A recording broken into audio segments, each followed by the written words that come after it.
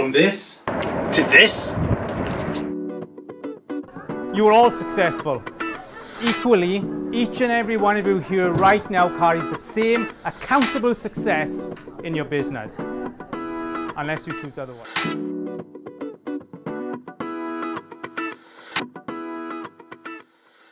Good morning, all you business enthusiasts. So today, we're in for a real treat. Getting to interview a real dynamic business person. Someone's been pretty influential in, I'm going to say, not so much my business, but certainly my well-being in my life for sure. So yeah, go down to interview a chap called Lee Smith, and it's not too far away, but he's a really clever, talented business person. I think I'm going to get a lot out of him today, so yeah, let's get there, and looking forward to it.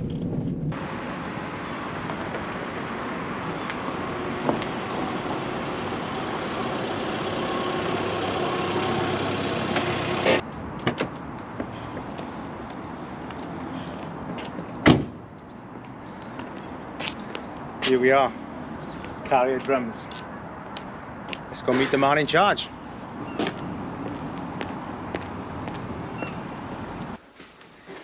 You wait till you see what I can see in front of me here. This is going to be an amazing interview. I'm really excited. It's been a while trying to get this chap on my YouTube channel, and he's not shy of the camera, trust me.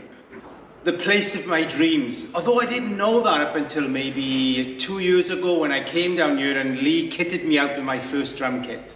Why drums? Digital free. It was something that I could do that wasn't attached to my phone, wasn't attached to my computer, and you know, I could almost become a free spirit. And here it is. This is like God's kitchen in the drum world. It's amazing. And hey, let's meet Lee and really dive into who this person is, eh?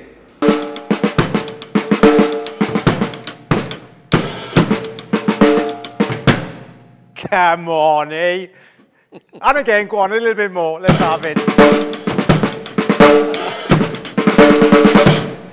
How's that? That's for cold hands. That's for cold hands. I mean, wow.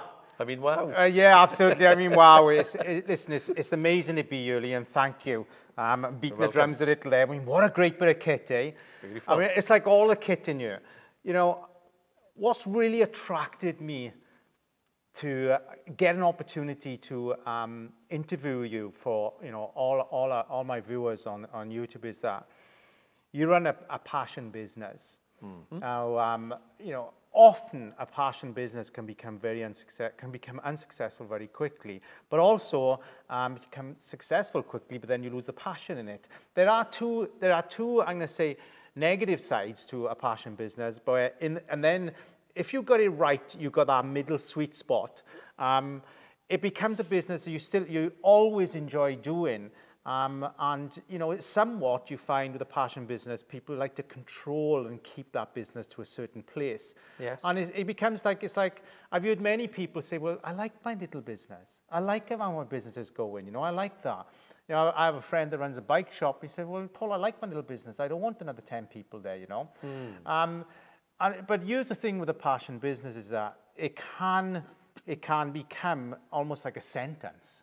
I'm going to say it's like a little prison sentence because you love it. You want everybody to experience it because you love it.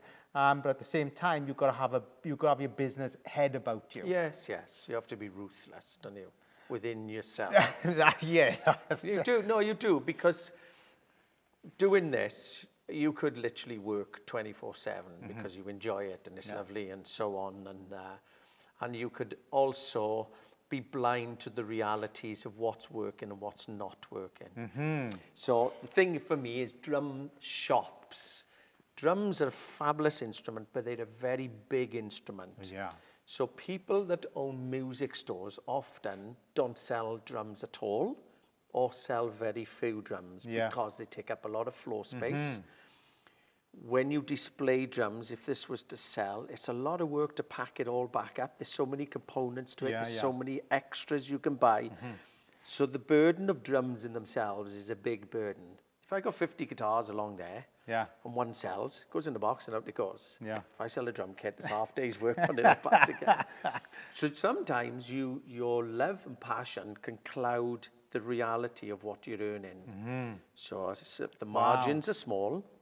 By the time you unpack and display, if you got 7 in 7 boxes, well, that's tying up money. Yeah. But not all drums like these. This is a one-off, so it might only be 2 in the whole country. So if you display that and it sells, Yeah. how much time does it take to put it all back together and ship it? And people, I think, with passion can sometimes forget the reality. Is that something that you workload. really had to look at closely? Is Very much. effort to return? In this, although we've talked about other things and how much I love it here, I am very strict with what is it that earns. My attitude here, I have teaching rooms, practice rooms, kits, we do the custom side next door. So every part I want to know in my mind, just Yeah. overall, I don't sit as an accountant, Yeah. because that can kill the passion for sure. But I look at everything here, and is everything here earning? Yeah. If a drum kit doesn't sell because it's the wrong color, I can either change color, or it becomes part of something here. It has to earn its money. Okay. Otherwise, it's no good to me. So- And I don't sell at a loss. That's just killing it. So I'll make Well, let it me come work. in on that, because that's quite a big statement, bearing in mind that you're running a passion business. So you are running something that effectively is, I say, close to your heart. So, you know, you could buy a drum kit because, wow, that's like a beautiful drum kit, and give no thought to, do I have the customer base that actually will purchase that drum kit? one of the Have you had hardest to things. go through that process in your business? I know loads of shops and different people, and they will buy, and I get why. And they will buy and show the world, look at this. But it's a high risk then. If it's worth a lot of money, Yeah. it's high risk. I think your demographic in as much of your business and the reality of who you're trying to sell to. So you've got the big guys that will mop the market. You spend millions and millions trying to advertise against the big guys like Amazon. It can't be done. You live in an area where most of the people don't buy super expensive kits. Okay. They tend to buy entry levels, mid-range for their children, for themselves. Drums often, well, I want to buy a cheaper kit, see how it goes over the next 3 months. And if I take to it, I'll buy a better kit. So what's the point of having all the most glorious kits here? So what's your geographical Entry level. reach here then? I mean, because I know that you do a lot of you do a lot of custom work here. So I'm guessing you have a pretty wide geographical reach as a business. From viewers and people engaging with us, it's worldwide. I'm pleased to say we have good amount of visitors from the Philippines, but we have Canada, various places in America. I get messages from America, especially with the spray side, because they're intrigued by it so much. From a business point of view, very strong in the UK, the spray side, because there's not many. There are custom drum builders, but they don't specialize in the spraying. So I pass on certain work to some guys that I know to do with wrapping drums. That's like this is a plastic wrap. Okay. Because I haven't got the time. So I'll say to them, well, you do the wrapping bit, so you can look after each other. But in return, they always send down the spraying to me, Okay. and so on. Okay? There's a bear with me, because there's a technical Pause. Yeah, pause, sorry. Right. We're Bear actually with going to me. leave that in, guys. Do you know what I No. mean? Everybody sneezes now Oh, and suffering. It's- I was fighting that. then. Pause. Use the thing. So your business is saying, Paul, you know, I have enthusiasts. So we have those who've never drummed before. You have the enthusiasts, and you have those who love to come and be taught, because you do the tutoring. Yes. And you know, I was here today, and you had a professional drummer in here today that does it for a living. Yeah. So how do you accommodate for the full scale? I think you've got to prioritize where you're going to go. For me, the priority are those that have always wanted to drum and never had a chance. There's priority one. Why is that your priority? Because that's your value, Because- your own core value. Yeah, well, there's a couple of reasons, right? So number one, how could I put it? When you're dealing with somebody who's a professional, and he's come to a point in life now he'd like to spoil himself a little bit. So he wants to go out and buy a bike. And his wife says, you ain't having a bike, not at your age, you're going to kill yourself. So what else? Oh, well, I've always fancied drums. Well, honestly, they'll come here, we look at it, lessons first, get them under running. But because that person, it sounds a little bit mean, but because of that clientele has a certain amount of expenditure that they can spoil themselves with. Well, I've got a double whammy then. One, we got the lessons, and two, they can start buying. And they buy with loyalty over a period. Yeah, okay. So they'll do this, and then they'll want that, then they'll want that. And they always, every year or 6 months, there's an add-on, there's something. So you're building up a regular return. Yeah. New students, young students, similar things. So they'll buy the one, then they'll say to their mum and dad, well, I want it like you did. I want a double bass drum pedal now. Yeah. I want this, I want that. And they'll keep coming. So you're returning because they become part of, we call it the Carried family now. They become part of it. So they're always returning, but not just for that though, because I don't, you have to have the business head because money has to turn over. But you have to have that love and feel for people because that's what keeps you, as you said, going. Otherwise, you're just a miserable person selling stuff. Yeah. But it's that side of it. People come in here and they'll say, oh, look, this is broken. I'll fix that for free, or I'll advise You for pay free. it forward then, as they say. Yeah, I just do those things so that they feel comfortable here. I never, ever, it's crucial for me, I never push a sale. I could have here a beautiful red drum kit, but the customer prefers blue. I got two choices now because I want to move that on and bring new stock and change colours to make it look good. Plus the money is sitting there. So I can either try and persuade them, no, red is best. Yeah. And then that's a hit, not for them, not for me. Yeah. I've just sold. Or I can say, I'll leave that one and I'll sell you a blue one because blue is your favorite color. Yeah.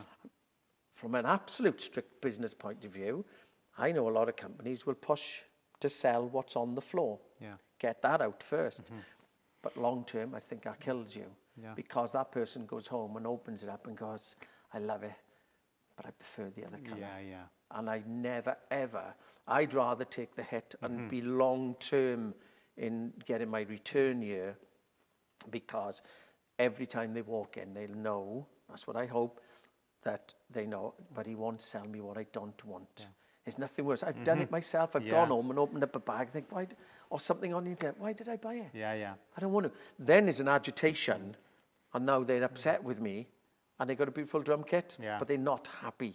Wow. It's and that's so important. Really responding rather than reacting to your customer, you know, and that is customer satisfaction is now really, it's peaking, and it's going to keep peaking for sure. And you really are taken to that detail where, it's, and I'm one, I like colors. For sure, it has to be the right color for me to feel good about sitting there also.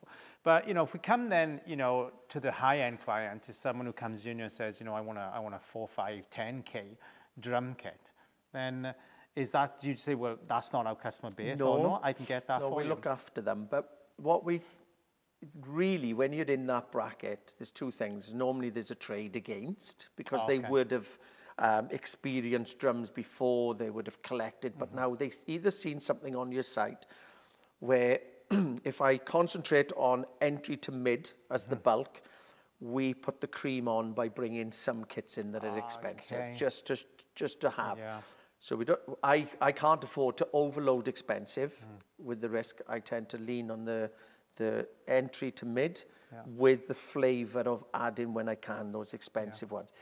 But if somebody comes in, from my point of view, really, if you want to spend that sort of money on a drum kit, 5,000 or more, I think that for me, and I lean with this with the customer, then you want it built for you or ordered for you. So we'll go through all the options, what you can have, look at it, and we place the order.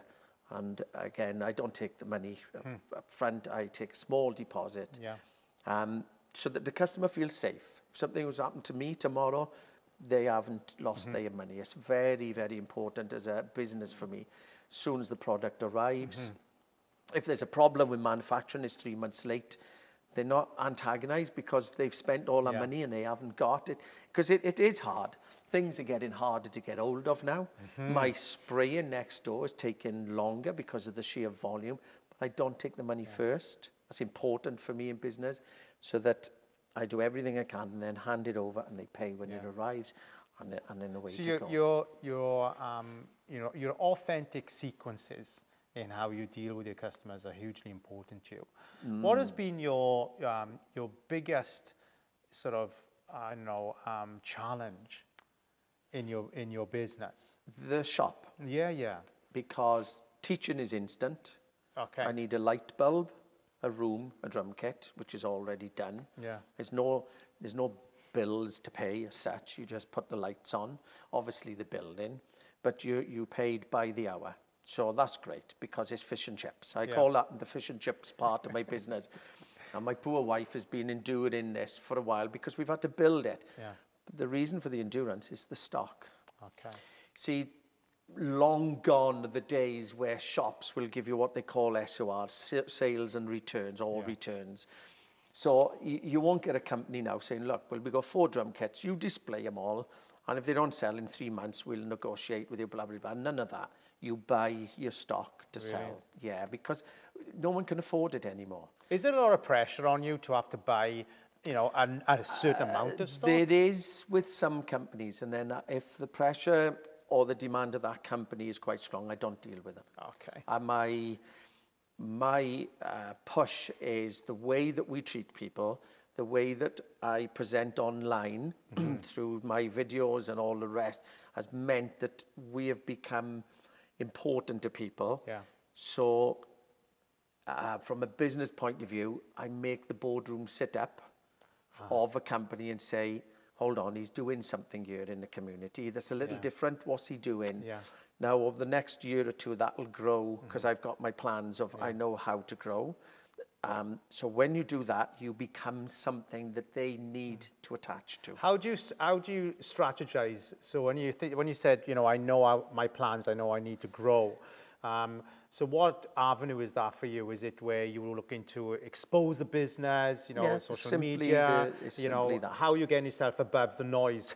Well, you don't, not the drumming noise, but the noise of but business. You're right, because there's so many videos uploaded for a start. There's so much going on out there. How do you cut through? There's so many people trying to tell you this is what you need in life. And I've seen all of that. Now, I mentioned to you, Paul, that the University of Sussex, I think, were watching the videos that I do. And they presented that to the media study degree students. And they're a different generation to me. They're 20 years of age, 22 in that bracket. And they used the videos that I put out as an example. And the point that was really touching for me, which is important, is they came back and said, this is how you produce trust and dignity within a respectful atmosphere, but it's the trust side of it. And that is honesty, being yourself, and so on. So going back to this growth, for me, get the platforms that you're working with and learn to understand them. So if you want to be highly controversial in life, well, that's fine, but you likely get blocked along the way. Many times you'll have your channel shut down and so on. I'm not into all of that. I'm just simply into selling music. Yeah. So I don't do politics or anything else on social media at all. I keep all my So you're very disciplined in what goes Oh, on. yeah, there. So highly. keeps your ingredient. because I've got parents that come in here and they've got children. So I can tell any parent at any time, this is where you'll find me on Facebook, Instagram, YouTube, and I can guarantee every parent, your children can watch it as well. Yeah. They may not enjoy, as in, it might be a bit deep for them what I'm discussing, but the fact is, never any bad language, never anything that's controversial. This is a business. It's not, I don't agree that once your business does quite well, you suddenly start bringing all the politics of life into it. Yeah. What's that got to do with it? So I'm very strict. So it means, though, however, I'm green-lighted on social media all the way through the platforms. Wow, I see. Now, if you look up your research to do with YouTube, if you want to get yourself out there, there is a string of things you can and cannot do when you first enter into, for example, YouTube. So they'll say you can put a video, but they'll check what you're talking about. Okay. So I don't. You was with me tonight. We went straight live. Yeah. That's a guaranteed. You have to earn that. And they have to see that you're trustable. So my website, my social media, and what we do are all interlinked. So Google look at us as a genuine person there, because they can see my face. There's a genuine business. There's a moving website that refreshes because we constantly change. Yeah. And the video content and so on. So what happens is, because I've done a lot of research, and Google, which is the platform now, unfortunately, everybody has to sell. You can't just open the shop and let people walk through the door. Yeah. It's all this. So what happens is Google have reviewed me over the last 7 years and looked at it and said, he sounds about. He's never, ever once put a single thing in there that's ever caused us a concern. Okay. Okay? So once you've got that, that means you can grow, because there's no restrictions with me with YouTube or Google in any shape or form. Yeah, yeah. So I mentioned to you, you can then open up a thing called AdWords, if you wish. All the days of SEOs and all this, you know, search engine optimization, it's all gone. It's rubbish. People are spending money in the wrong place. You can do it all yourself. You make sure your channel is good. Your channel is tiny. Accept that. Yeah. Because the big guys are paying big money for theirs. Yeah. So you can't grow organically and be big. You can be niche. Think of your audience you're after. I'm not after singers, guitarists in the world. I'm after just drummers. Yeah. So it's always going to be quite a small channel. Think of your audience. Think of your product. Be ruthless with what you do, and then ruthless with the small amount of advertising in the right place. There it is, isn't it? And off it goes. Yeah. And So it just takes off. when you're looking at your YouTube and your advertising, then we did touch on this today, is that you actually try and narrow it down as much as you Yes. can to where where those ads are going, or the reach. You've got to the use numbers. You've got to then be. This is my research again, and so on. You've got to be ruthless with what you want Google to do for you, not the other way around. Okay. Google, Instagram, Facebook need to make money, so they sell everything they think you need to know.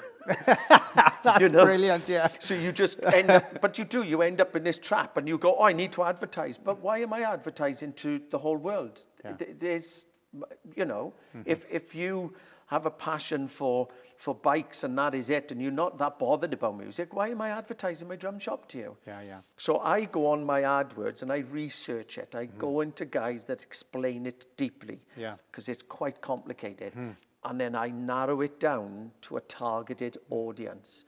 So if I was to invest £30, where's that £30 going to go? Because you can spend £30 in 0.1 of a second on Google. Fa-dung. You can spend $10,000 every single month. Wow. But it doesn't mean you're getting a return. Yeah. Or you can spend £30, for an example, that could last you 3-4 weeks, because it's only trickling a couple of pound every day, because Google is searching for that small pocket of people you're after. Yeah. Now they're doing the work for me, not the other way around. So when I go to bed, they are still advertising for that. Yeah. But that's taken a lot of research, a lot of time and effort. And that's when I say at any point, I showed you today, didn't I? I got videos with 200 views, and then I got another video with 10,000 views. And the 10,000 views was only boosted for a very short period. Wow. I've experimented. You've got to learn what content works, what doesn't work, how you present. A lot of patience with this. Do you know what I mean? Huge amount. Because I've not And done learn this. and learn and learn. And when you pick the right videos, the reason I'm not pushing my channel at the moment, I'm looking in the next month or two specifically to do the videos I'm ready to boost. Okay. And I know I'll be able to, I know then I'll be able to push that video, and it returns with subscribers and view times very, very quickly. Honestly, 400% within a week, it just takes off.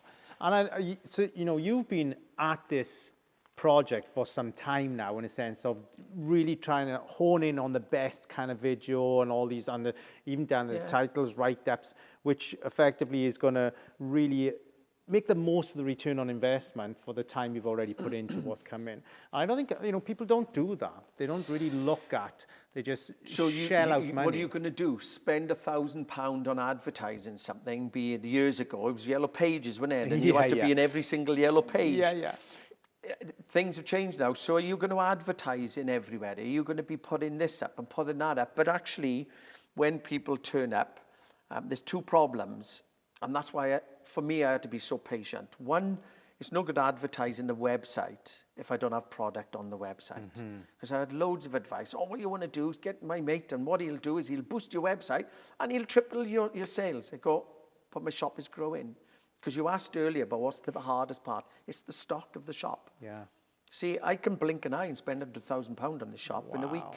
I could go like that, boom, and I still wouldn't have everything. So it's just impossible.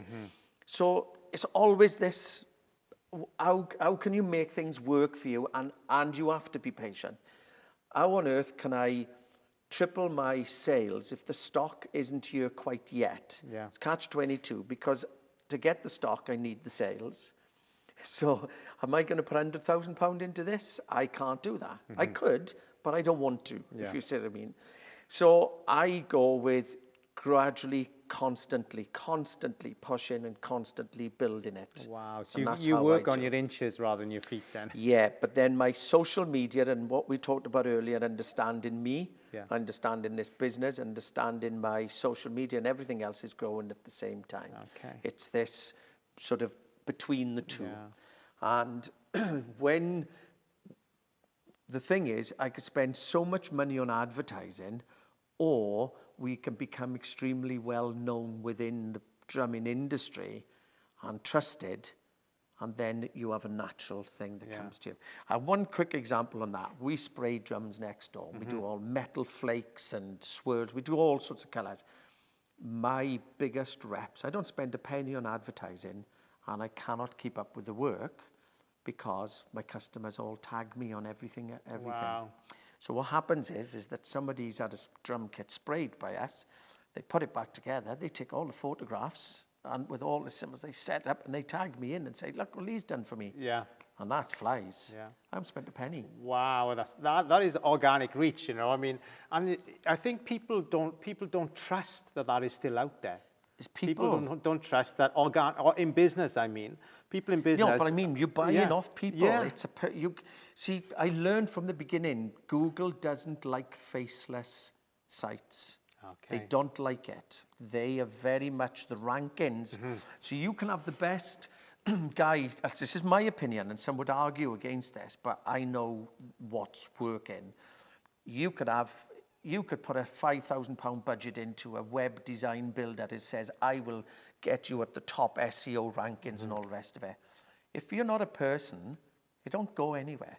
It doesn't matter what anybody says, because the analytics of Google is they want people and they want trustable people. Their business is easy. If they got 20,000 people that have never blipped, that's easy business. Because they are doing everything and they're safe as houses. Yeah. If you have 5 taxi drivers here and you send 5 taxi drivers out and you know that it's clean as a whistle, you sit back, they're doing it. Yeah. Whereas you have 3 taxi drivers and 2 are drunk, yeah. then you're stressing. Yeah. So Google don't want that. They don't want all the controversy. They don't want all the nonsense because it pulls them into lawsuits, into problems, copyright issues, all of it. They want people to live by the rules. Yeah. So you can either fight, I fought the law, but the law won. It's up to you. But I'm not here for that. Yeah. I'm here to sell a dream to somebody. Yeah. So my attitude is, you tell me the rules, Google, I'll abide by the rules, and then when I'm ready, my channel will just lift. And I keep it that simple. Leah, our viewers are going to get so much from this today. Carrier Drums is a beautiful place, and I can see and feel and hear why it's becoming so successful, because you are really analyzing much of what many business owners don't analyze. They don't put the time into it. They just feel that they just keep selling on the hope it'll grow. But you're looking at it from a point, and from a direction that's really important now more so than ever, because social media is effectively, you know, our shop windows double glazing. One pane is us and the other pane is social media. That's a fact, and that's how it is. It's a But double what right vision do I now. have? What right do I have to sell drums and so on? When I first started this, because I hadn't been in drumming for such a long time, and when I come back in, you got all the people all on the forums and doing, and then I stuck my head up and said, here I am. Well, what right do I have to do that? You have to then accept that you've got to become part of it. So you've got to be patient and say, here I am, and here I am, and slowly grow. If you have a bad attitude, you'll just get thrown out with the dishwater, won't you? So you've got to grow until people trust you. Then they say, oh, he did a nice job for me. Oh, he sold me this. Oh, what he did that for me. And then people talk about the shop in a positive way. Then it moves on its own because they are your salespeople. Because it's all about the person. And yes, we get things wrong, and sometimes people have been a little disappointed. But then I will, if it costs, it doesn't matter. I go the extra mile to make sure that we finish on a good note. Never leave a customer in a bad note, ever. I mean, it's very obvious that, you know, relationship marketing and customer marketing is your stronghold here. You know, YouTube is all about relationship marketing, and of course you're very particular about what your customers think about your business and think about the service here. And you know, these are two of the most strongest ingredients in making a business successful. So if you take anything from this today, you know, understand why Lee here at Carrier Drums is a really successful business in Wales. It's a beautiful shop you have here. I congratulate you, Lee, because you know you put your heart and soul into you in order for this to be successful. Yeah, so but well it's done to you. people, always people. Because last thing on that point, if you just simply want to do something so you can sit back and earn the bucks, it doesn't happen like that no more. Because there's somebody else that'll put the passion in instead. I think. You know, there have been times where people just seem to have made money for no reason. And you think, oh, God, how did they manage to do that? But this is a really, really highly competitive world we live in. And so many of the customers come back and say they all feel it's going back to that feel where you go and see somebody because you build up a trust, you like the experience, and that's why you shop with them. And I think that is key. Think of the customer every time, innit? Lee, thank you. Thank you for your time welcome. today. And, you know, viewers, if you know, please subscribe and comment and like. And, you know, there's been so many golden nuggets here today. As I knew I was going to get when I had the opportunity to, you know, please save this into your favorites, because you can always go back and listen to it over and over and over, because you will get something new each time, because that's how Lee works. He's very deep in his approach to running his business. You're going to get something every time you listen to it. So I'll catch you obviously next week. But in the meantime, have an amazing week, and you know what? Maybe treat yourself to some drums. Go play drums. Go and play some drums, absolutely. And we can silence them as well. We sell mesh heads. See, so it's a secondary sale. Sell the drums first. They're a bit loud. Oh, well, I can quieten them down for you now. Brilliant, So, brilliant. excellent. Okay, cheers, guys. Thank you all. Thank you.